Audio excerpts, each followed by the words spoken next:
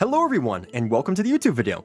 My name is Nate Munn, or you may know me as Nadertot here on YouTube, but in this video, we're going to be talking about the biggest things that you will love both as a GM and a player for playing Pathfinder 2nd Edition. I'm a professional game master over on Start Playing, and I specialize with introducing new players to 5th edition D&D and Pathfinder 2nd Edition. So in this video, I will be sharing my own personal opinions and experiences, as well as my players' personal experiences and opinions. So, without further ado though, let's get right into the meat of things. Alright, so first up, why should you switch to Pathfinder 2nd Edition?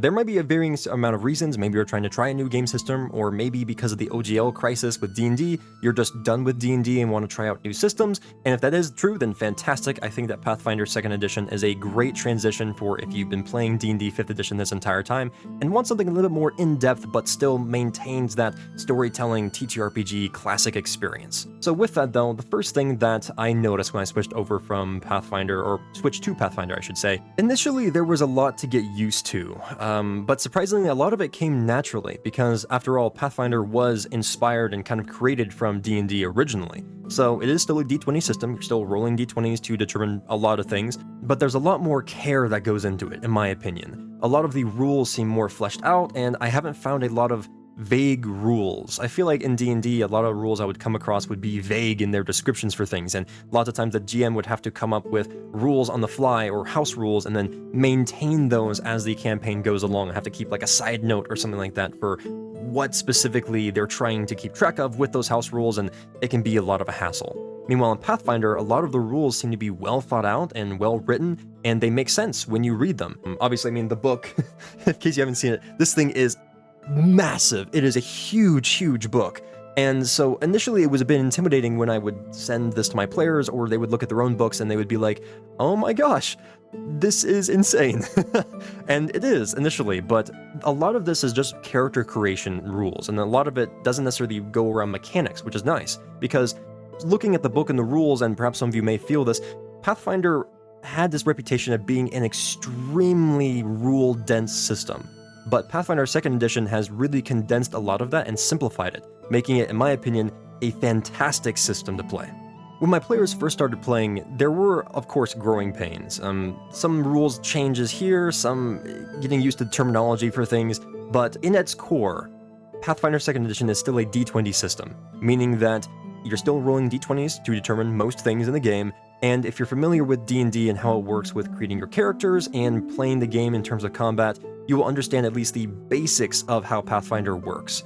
But, with that being said, there are a lot of changes with how that stuff interacts with each other. And by stuff I mean those rules, such as with combat and rolling dice and spells and all that other kind of stuff. And the first thing that my players noticed initially when switching to Pathfinder was the character creation, which is vastly superior to D&D's character creation system. Well, the thing I love and my players love about D&D is that it is simple to make a character. You can easily go on to D&D Beyond or your respective character creation software and make a character in D&D simply, whether it be at level 1 or level 15, you're able to go through the process and easily fill out those fields and get everything you want to at that perspective level, whether it be your features, classes, ability scores, and all that good stuff. But in Pathfinder, what they do is they take all of those core character creation rules, such as point buy, standard array, and roll for stats and all that stuff, and they throw them out the window for exchanging of boosts and flaws for your character, which I personally love, and they also expand on giving you more feats for each level. Each level in Pathfinder, you were guaranteed a feat, essentially. Meanwhile, in D&D, you weren't guaranteed a feat every level, and when you did get them, there was always a meta for what you took. Whether it be the mobile feat, or polearm master, or warcaster, or lucky, it always felt like you saw the same feats at certain levels as you leveled up, because there was always a particular feat that you should take to optimize your class, or to make your class better.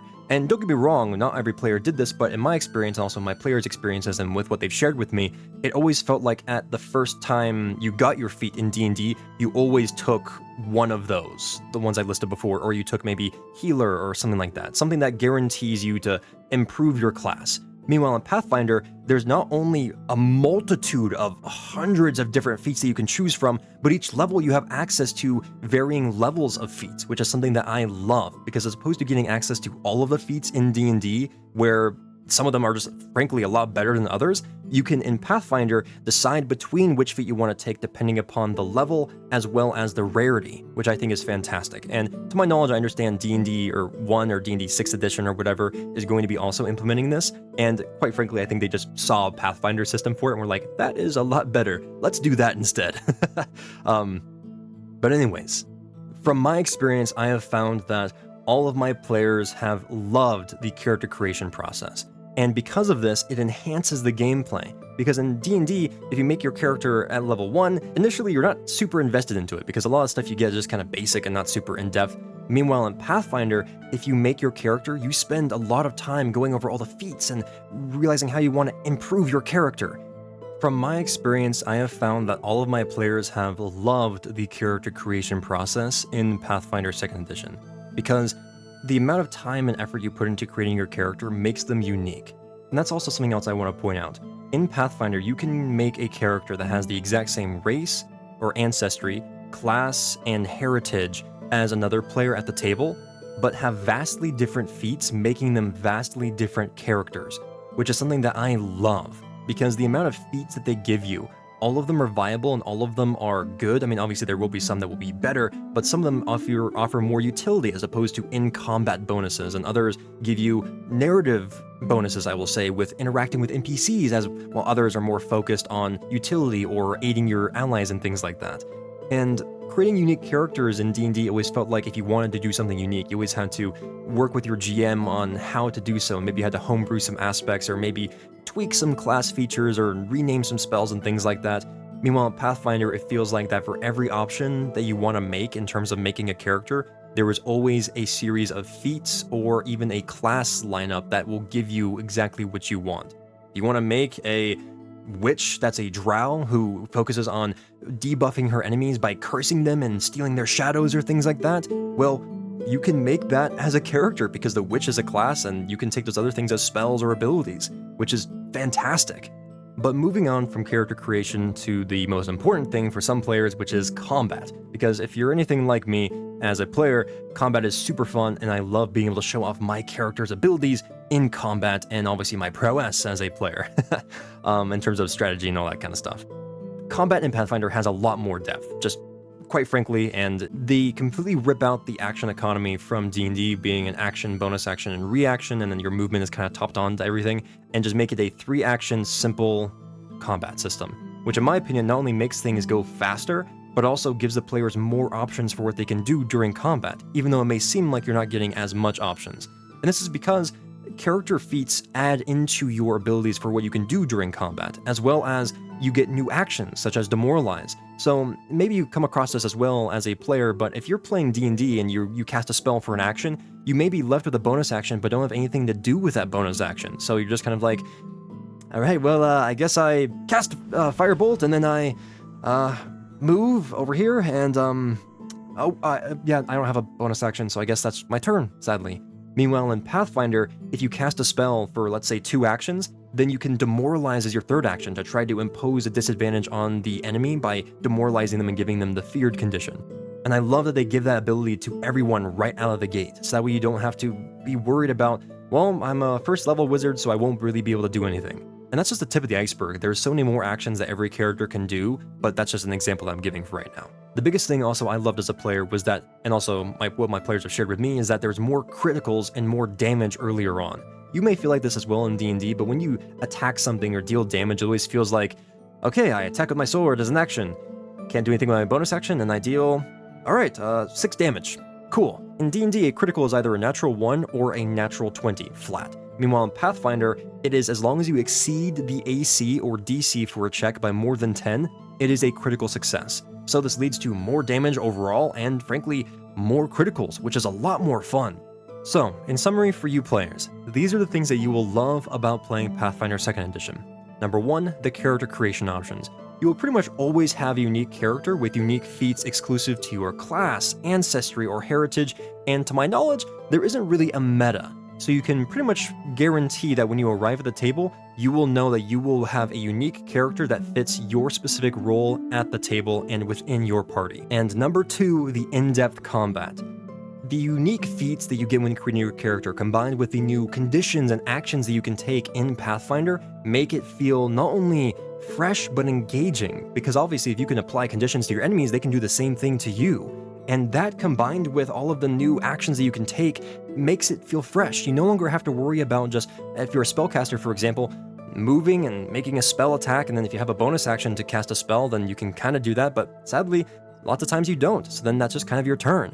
Meanwhile, in Pathfinder, you can move as a first action, second action cast a spell, and as a third action take cover to get a massive bonus to your AC, or you can try to demoralize a creature by just shouting insults at them and hope that it frightens them to the point where it implements a penalty or condition. It feels fresh, and I love that, and my players love that as well, and you as a player I think will also appreciate that. And number 3, combat never feels trivial.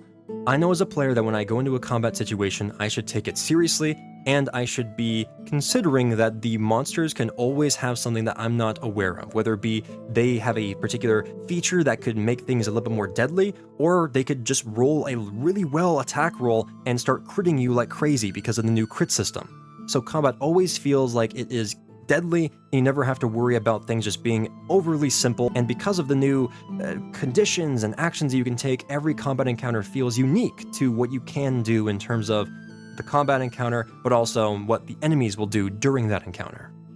And something else I wanted to add here that isn't necessarily a point, but more so of just something that I love and enjoy as a player when I go to play Pathfinder 2nd Edition, is that I know when I arrive at the table that all of the rules and mechanics that are laid out before me are thoroughly playtested, fair, and above all, make sense. Because I felt like in D&D, there were certain classes and maybe certain monsters that had features or abilities that were kind of vague in how they interacted with other people or monsters, and or just were broken in terms of they just did way too much damage or didn't do enough damage and felt weak or too strong. Meanwhile, in Pathfinder, I love how there's never really that situation. I haven't come across that quite yet where I think that abilities are just vastly superior to other ones, or I come across a monster that is vastly broken in terms of its mechanics. Of course, there's going to be monsters that are stronger than others in terms of their level, but that's a situation that we'll go into more in depth in the next section, which is going to be going over the GM's perspective of Pathfinder. Alright, well now that those pesky players are gone and they're drooling over their new character classes, abilities, and all that good stuff, we GMs can talk. So the biggest thing that I love about Pathfinder as a GM is the balance. Rules make sense, they are clearly written, and they're all free over in Archives of Nethys, which I'll be sure to link below, which is something that I greatly appreciate. With D&D, of course, there are free rules online, but with Pathfinder, or Paizo, the company that makes Pathfinder, all of the rules, regardless of when they were made, will be posted on Archives of Nethys for free. All of the mechanics, all of the rules will be over there, guaranteed. So you never have to worry about if a new book comes out with a character class or perhaps a character ancestry that your particular player really wants to play as. You don't have to worry about having to go out and buy that book on a virtual tabletop or virtual marketplace like D&D Beyond, or physically having to go to a game store and then get that book. You can just know for certain that that rule and that class or ancestry will be for free on Archives of Nethys, which is something that I love. I mean, obviously, I would recommend that you still go support your local game store, or Paizo in this case, because they do make a lot of this as easily accessible for players as possible, which is something that I think is fantastic and I greatly respect them for. But anyways, with 5e, the simple rules are great, and it makes learning the system super easy for new players, which is fantastic. And it can also lead to a lot of situations that involve a lot of improv and creativity, both from the GM and the players, which I personally love. However, in my opinion and experience, I love how Pathfinder 2nd Edition has a more robust rule set, because it means that I don't have to come up with the rules on the fly and remember them going forward. Because with D&D, sadly, because of the vaguity and simple rules, it leaves a lot of situations up to the GM's discretion for how those situations are dealt with. And sadly, sometimes coming up with those house rules and having to create monsters for situations that are unique and doesn't always lead to the most simplicity as well as the most consistency with maintaining those rules and keeping the sessions going forward. Because if a situation comes up where you have to make a house ruling on something, you have to remember that going forward in D&D. Meanwhile, in Pathfinder, there's pretty much a rule for everything. And the best part is, you don't even have to use those rules if you don't want to. If a situation comes up and you still want to improv a rule, then you can easily do so. You don't have to worry about using all of the rules, but what I love is that they are there in case you want to be consistent, which is something that I greatly appreciate as a GM. And from my experience, house rulings on spells or features or abilities are pretty much non-existent in Pathfinder, and it's because of the fact that there are just rules for every situation. And because of this, it saves the GM a ton of headache. You no longer have to worry about remembering what you made a ruling on before and keep that going forward. You can always just fall back on the rules as written if necessary, and know for a fact that they are fair and well written. And something else that I love about Pathfinder is that there's actually a well-written crafting system that is fair, rewarding, and exciting for both the GM and the players. There's no more issues with artificers or any third-party crafting classes that your player may bring to the table, which for me as a GM, I greatly appreciate.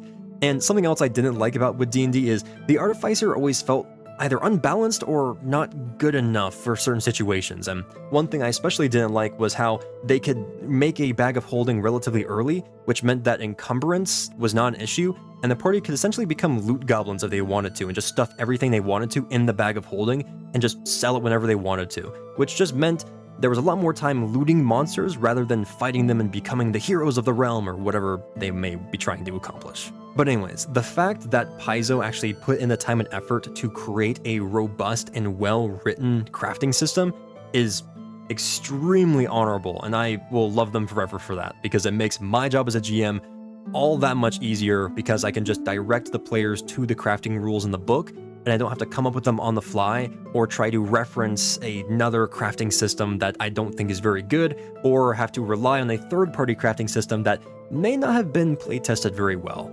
And sometimes coming up with those rules on the fly is difficult, and if you try to do it after the session, you may not have the time to do that, sadly. So the fact that Paizo put in the time to make a well crafting system, or a good crafting system I should say, is fantastic. And something else as a GM that I greatly appreciate is that creating encounters is easy. After a couple of attempts, I should say.